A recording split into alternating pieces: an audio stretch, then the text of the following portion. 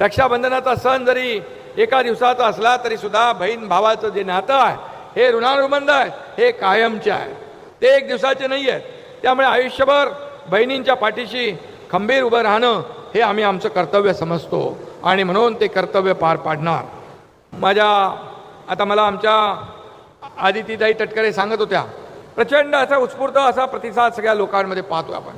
1 कोटीपेक्षा जास्त माझ्या लाडक्या बहिणींच्या खात्यात 2 महिन्याचे 3-3 हजार रुपये जमा झालेत. तुमच्या खात्यात पैसे जमा झालेत का? तुमच्या खात्यात पैसे जमा झाले तर हात वर करा. किती लोकांचे पैसे जमा झाले?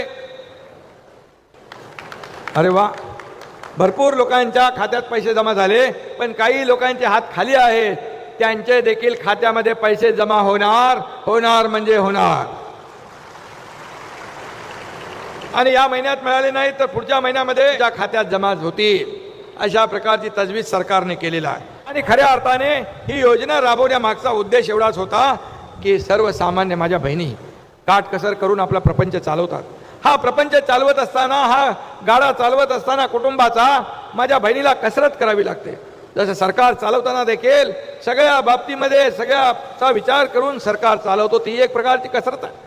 परंतु कुटुंब चालवणं ही देखील मोठी कसरत आहे. आणि अशा परिस्थितीमध्ये सर्वसामान्य माझी बहीण व महिनाभर कसा गॅस सिलेंडर चालवत राहील, महिन्यामध्ये किती गॅस सिलेंडर लागतील, त्याचबरोबर या ठिकाणी रेशन असेल, दूध असेल, मुलांची फी असेल, कपडा लत्ता असेल, हे सगळं जे आहे हे सगळं भागवता मोठे कष्ट माझ्या बहिणींना पडतात.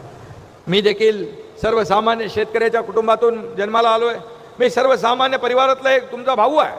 मी माझ्या आईला देखील काटकसर करताना पाहिलेलं आहे. माझ्या आईसोबत माझी बायको देखील काटकसर करताना मी पाहिलं आहे आणि त्यावेळची परिस्थिती पाहिलेली आहे की आणि त्यावेळेस खऱ्या अर्थाने आज आपण जर कधी आपल्याकडे अधिकार प्राप्त झाले, जर आपल्याकडे काहीतरी देण्याची संधी आली तर त्या माझ्या बहिणीला पहिलं दिलं पाहिजे अशी भावना ठेवून ही मुख्यमंत्री माझी लाडकी बहीण योजना आपण आणलेली आहे. लाडकी बहीण योजनेच्या माध्यमातून बरेच जे वंचित झालेले आहेत महिला, त्या आजही अपेक्षित आहे KYC सुरू होईल, तर काय सांगा? KYCला जवळपास सरकारने 6 महिन्याची मुदत ही त्या ठिकाणी दिली होती. पहिल्या मुदतीमध्ये 2-3 महिने अशी वाढ करून ज्यांनी KYC पूर्ण केली होती पण त्याच्यामध्ये काही उणीवा राहून गेल्या होत्या त्यांनासुद्धा दुरुस्त करण्याची आपण परत मुदत त्या ठिकाणी दिली.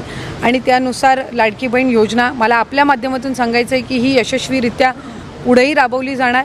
KYCच्या संदर्भातला जो निर्णय आहे, या काही नवीन गाईडलाईन्स नाही आहे, ओरिजिनलीसुद्धा या GRमध्ये नमूद करण्यात आलेल्या होत्या. KYC साधारणपणे DBT पोर्टलवर ज्या काही स्कीम्स राबवल्या जातात त्या सगळ्यांना KYC ही प्रक्रिया फॉलो केली जात असते. साधारणपणे 91 अशा योजना आहेत ज्याच्यामध्ये KYC हे त्या ठिकाणी रुटीन ही प्रोसिजर आहे आणि तीच लाडकी बहीणमध्ये पण आहे.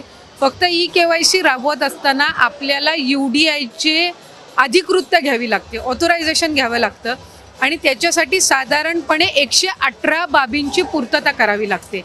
आणि या बाबींची पूर्तता केल्यानंतर ते ऑथोरायझेशन आपल्याला मिळत असतं आणि या संपूर्ण ऑथोरायझेशनला साधारणपणे 8 ते 9 महिन्याचा कालावधी लागत असतो. त्याच्यामुळे आम्ही ऑथोरायझेशन मिळण्यासाठीची प्रक्रिया ही 8-9 महिन्यांपासून सुरू केली आणि ती मिळाल्यानंतर आम्ही KYCची प्रक्रिया ही सुरू केलेली आहे. KYCमुळे ज्या लाभार्थी आहेत त्यांना अधिकचा फायदा होणार आहे, कारण त्यांचं KYC ऑथोरायझेशन झालं की त्यांना नियमित लाभ मिळणार आहे.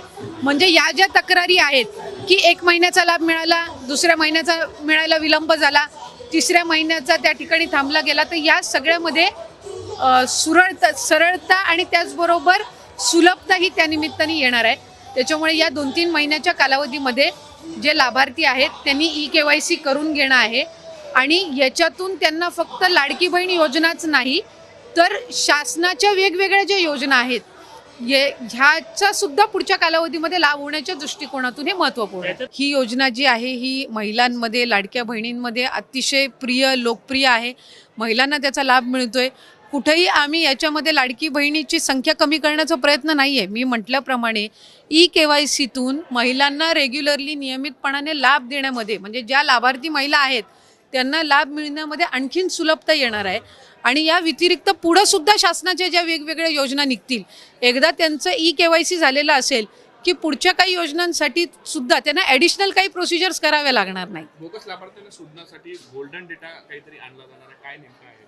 नाही, मी तर हे पहिल्यांदाच ऐकते. खरं तर आम्हाला वेगवेगळ्या विभागांकडनं आम्ही स्वतःच विभाग म्हणून वेगवेगळ्या विभागांना पत्र दिलेलं आहे की त्यांच्याकडे असणारा जो डेटा आहे तो त्यांनी आमच्या विभागाला द्यावा. जसं डिसेंबर अखेरीस जानेवारी महिन्यामध्ये आम्हाला कृषी विभागाकडून नमो शेतकरीचा डेटा मिळाला, तो आम्ही इंटिग्रेट केला आणि त्यानुसार लाभार्थी जे आहेत त्यांना 500 रुपये लाडकी बहीणमधून आणि 1000 नमो शेतकरीतून मिळतात.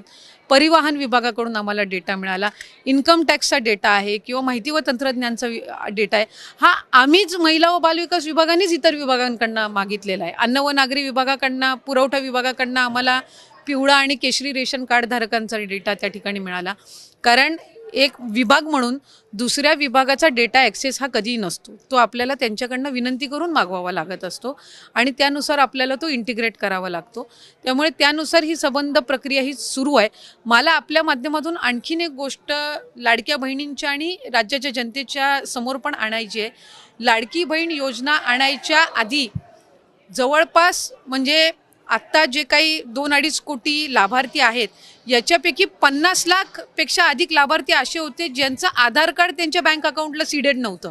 ते या लाडकी बहीण योजनेच्या माध्यमातून झालं. 50 लाखपेक्षा अधिक लाभार्थ्यांचे आधार कार्ड हे त्यांच्या बँक खात्यासोबत सीडेड झाले, म्हणजे त्यांच्यासोबत लिंक झाले. याचा अर्थ असा की त्या ज्या महिला बऱ्याचशा वेळेला आधीच्या योजनांपासून वंचित राहिल्या असतील किंवा त्यांचं अकाउंटच त्या ठिकाणी बँकेचं नसेल, ते याच्यातून त्या ठिकाणी या योजनेतून तयार झालं.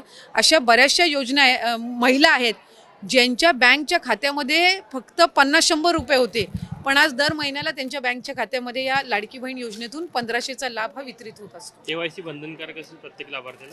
100% आणि त्याचा आम्ही सगळ्यांना कालावधी दिलेला आहे.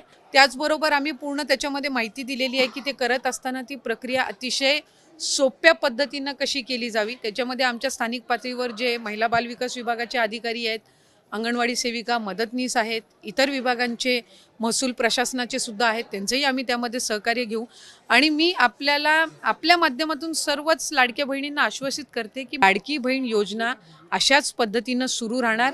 पात्र महिलांवर कुठल्याही पद्धतीचा अन्याय होणार नाही, हे विभाग म्हणून आम्ही दक्षता घेत आलेलो आहोत आणि ती पुढे. लाखो बहिणींना त्याचा फायदा मिळाला आणि एक आमदार या नात्यानं मी माझ्या घाटकोरमध्ये जवळपास प्रत्येक घरामध्ये फॉर्म भरून घेतले. अध्यक्ष महोदय ऐका अध्यक्ष महोदय. नाही, तुम्ही पॉइंट ऑफ इन्फॉर्मेशन देताय का? हो, पॉइंट ऑफ इन्फॉर्मेशन. तर माझ्या मतदारसंघात भरून घेतले. आजही काही महिला माझ्या घरी आल्या.